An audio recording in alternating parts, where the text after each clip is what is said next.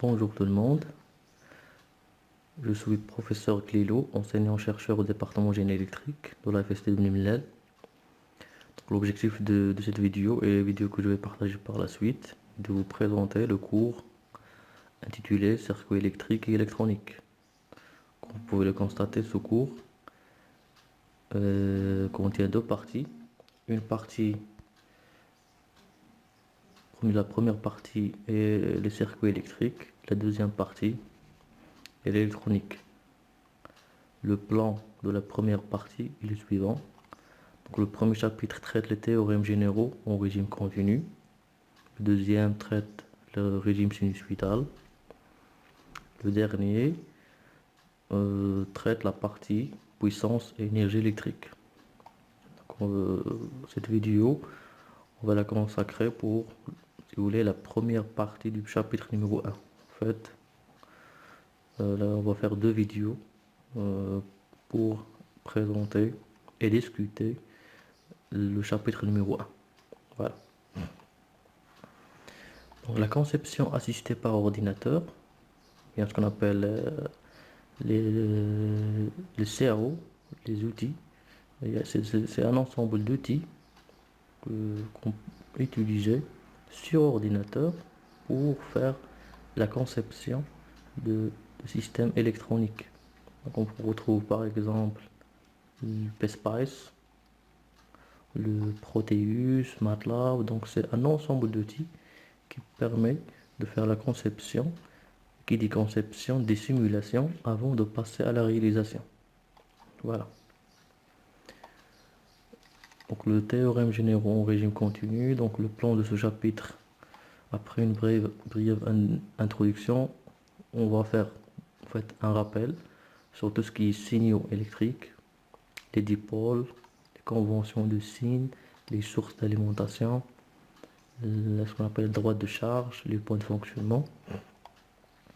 On va voir quelques montages usuels et les lois de Kirchhoff. Donc ça, à ce niveau-là, s'arrête la première partie du chapitre 1. La prochaine vidéo, je vais vous expliquer l'ensemble des théorèmes qui facilitent l'étude du circuit électrique, à savoir le théorème de Thévenin, théorème de Norton, et une transformation qu'on utilise très souvent entre les deux théorèmes. Et deux théorèmes aussi très importants, à savoir le théorème de superposition et celui de Millman. Voilà. Donc en fait, c'est quoi les domaines où s'applique l'électronique? En fait, l'électronique s'applique dans plusieurs domaines, depuis l'électronique grand public.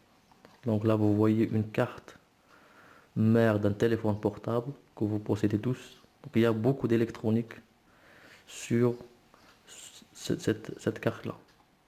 Beaucoup de circuits électroniques depuis, si vous voulez, le circuit qui traite les informations jusqu'à circuit de caméra, circuit de Bluetooth, tout ça c'est des petits circuits intégrés où il y a l'électronique qui intervient. Aussi la mécatronique, c'est un domaine qui utilise beaucoup d'électronique. En fait, les enjeux principaux, c'est l'intégration de plusieurs capteurs, les systèmes de faible puissance, les systèmes mécatroniques. On retrouve aussi l'électronique appliquée dans tout ce qui est électronique de puissance, là, dans tout ce qui est conversion d'énergie. Actuellement, le Maroc s'est engagé dans plusieurs projets de production d'énergie électrique à partir de l'énergie solaire. Et là, il y a beaucoup d'utilisation de l'électronique pour convertir cette énergie solaire en énergie électrique, pour la suite distribuer, convertir le type d'énergie, ainsi de suite. Donc, les enjeux dans ce genre d'application, c'est les courants tension et puissance élevée. On n'est pas dans les faibles puissances, mais des puissances élevées. C'est la gestion de consommation et production distribuée, depuis la supervision, la commande des distances, la conversion, la distribution. Donc il y a plusieurs enjeux et problèmes qui se posent. Et voilà, tout ce qui est limite de perturbation électromagnétique et normalisation. Les domaines d'application aussi, c'est tout ce qui est médical.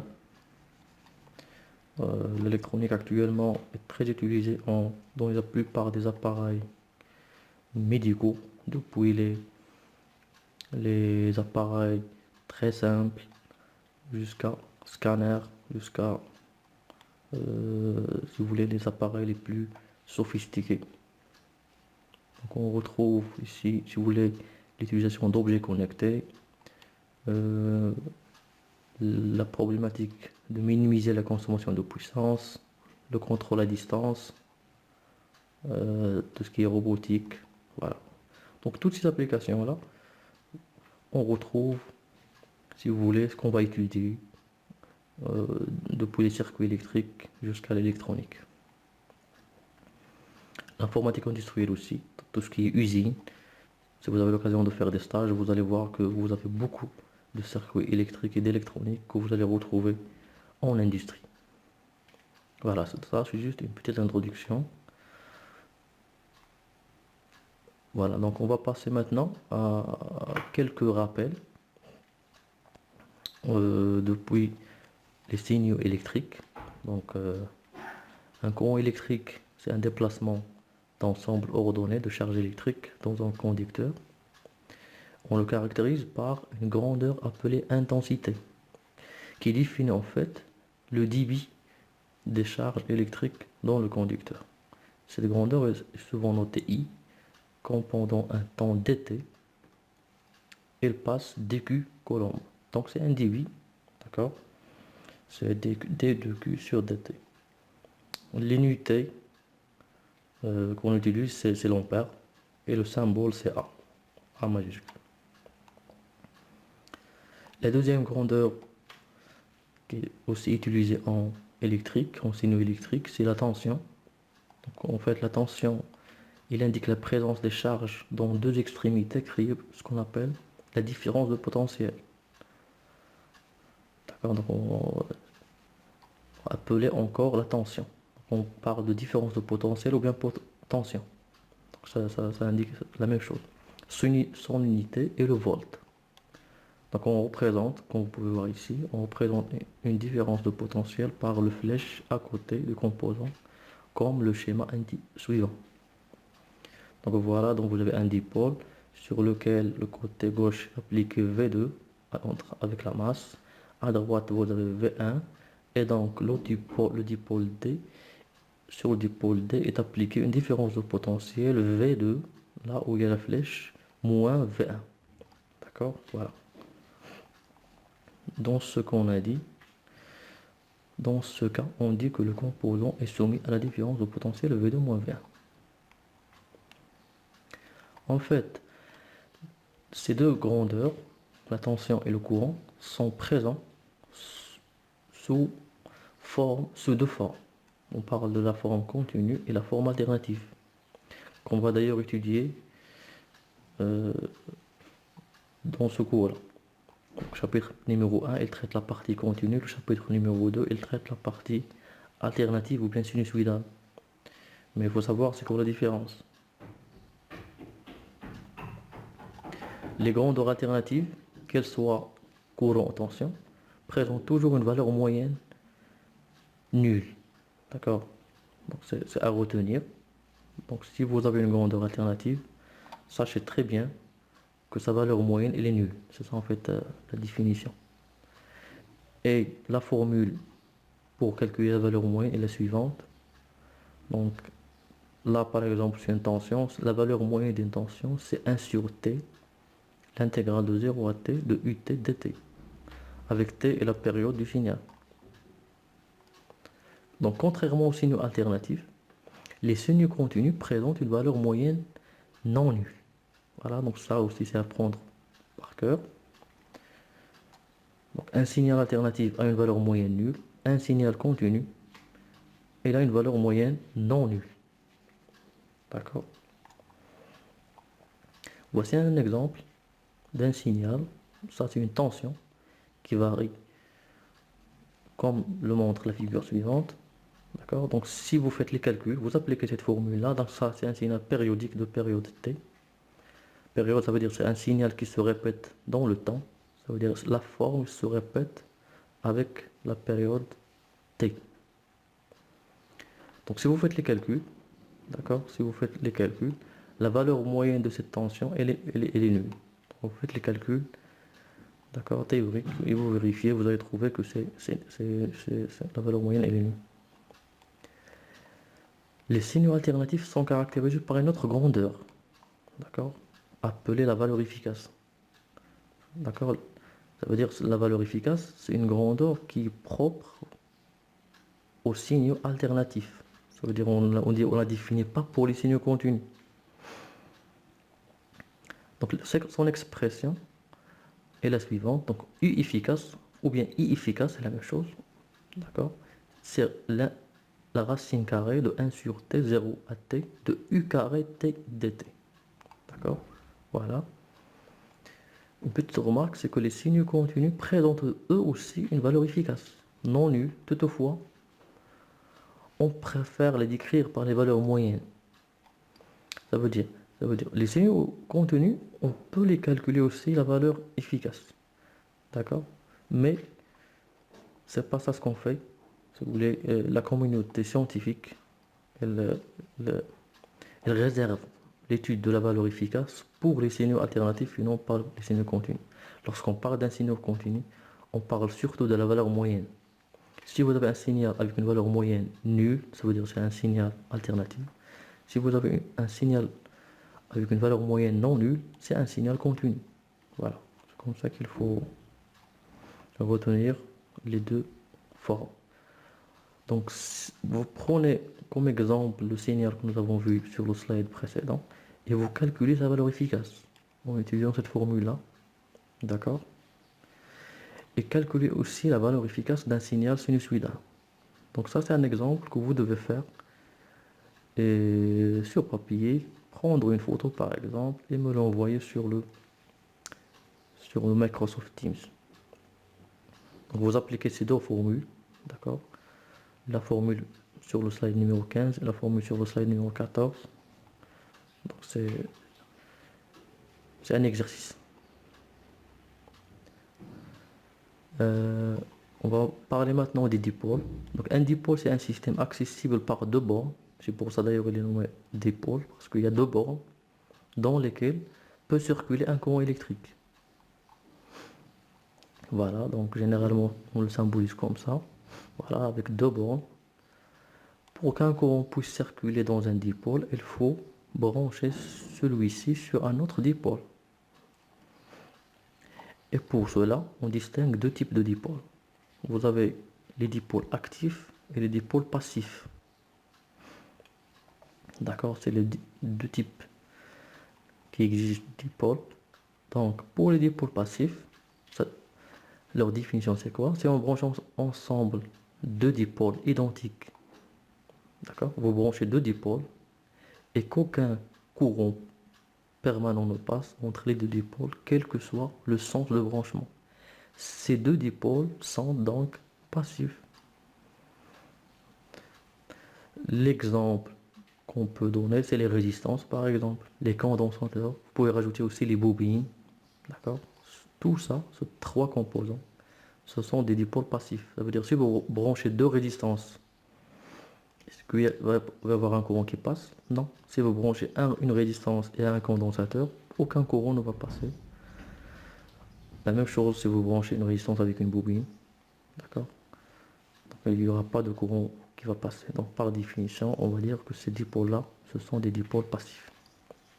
Les dipôles actifs, par définition, donc si on branche un dipôle sur une résistance et qu'un courant permanent circule, alors ce dipôle-là est actif. Par exemple, les batteries. Donc, si vous branchez une batterie avec un condensateur, avec une résistance, un courant va passer. Si vous branchez une pile, d'accord, les piles, des accumulateurs, tout ça c'est des exemples de dipôles actifs. Un théorème qui est très important sur les dipôles, principalement, initialement, il a été utilisé pour les résistances, qu'on appelle la loi d'Ohm. Donc la loi d'Ohm pour une résistance donnée, si le courant circule dans ce sens-là, la différence de potentiel U est égale à la valeur de la résistance multipliée par la valeur du courant qui passe dans la résistance. Automatiquement, vous pouvez aussi déduire le courant si vous avez la valeur de la tension et la résistance. Sachant que l'unité, à noter s'il vous plaît, l'unité de la tension c'est le volt, l'unité de la résistance c'est l'ohm et l'unité du courant c'est l'ampère. D'accord, donc c'est une formule qui est très importante, d'accord, et qu'on utilise très souvent pour l'étude des circuits électriques et même en électronique. D'accord, c'est très important. Donc si vous voulez avoir ici le volt, il faut avoir ici l'ohm et l'ampère. Donc on peut aussi distinguer deux types de dipôles, à savoir les dipôles linéaires et les dipôles non linéaires. On va en parler vers la fin de ce cours de dipôles non linéaires. Donc, si vous voulez la définition, on appelle dipôle linéaire tout dipôle dont la relation qui lie la tension à ses bornes au courant qui circule dans ce dipôle-là est parfaitement linéaire. D'accord? Voici un exemple de la résistance. Donc si vous prenez la résistance, la relation, la formule qui lie la tension et le courant, c'est quoi? On l'a vu dans le slide avant, c'est la résistance, ou bien c'est 1 sur R. Donc si vous tracez ce qu'on appelle la caractéristique statique, vous aurez une droite qui passe par l'origine. D'accord? Si la tension augmente, le courant aussi augmente. D'accord? Et voilà, donc ça c'est la définition d'un circuit, d'un dipôle linéaire. Tout dipôle qui a une caractéristique non linéaire, la caractéristique non linéaire, on l'appelle dipôle non linéaire. Voilà. Il y a une certaine convention de signes qu'on va en parler tout de suite. Donc en fait, pour les générateurs, ce qu'on appelle la convention générateur, ça veut dire si vous avez un dipôle générateur, d'accord, généralement, si vous avez un dipôle générateur, c'est les générateurs de tension qu'on va étudier par la suite, on utilise le sens de la tension qui est le même sens du courant. Ça, c'est une convention que la communauté scientifique s'est mis d'accord pour, en fait, et c'est très logique parce que les générateurs, elles génèrent, donc automatiquement le courant, elle est dans le sens sortant. Voilà. Par contre, les dipôles récepteurs, on parle de convention récepteur, ça veut dire si vous prenez un dipôle, le courant, elle est entrant. D'accord, donc voilà. On va aussi distinguer en fait deux types de sources d'alimentation qu'on va étudier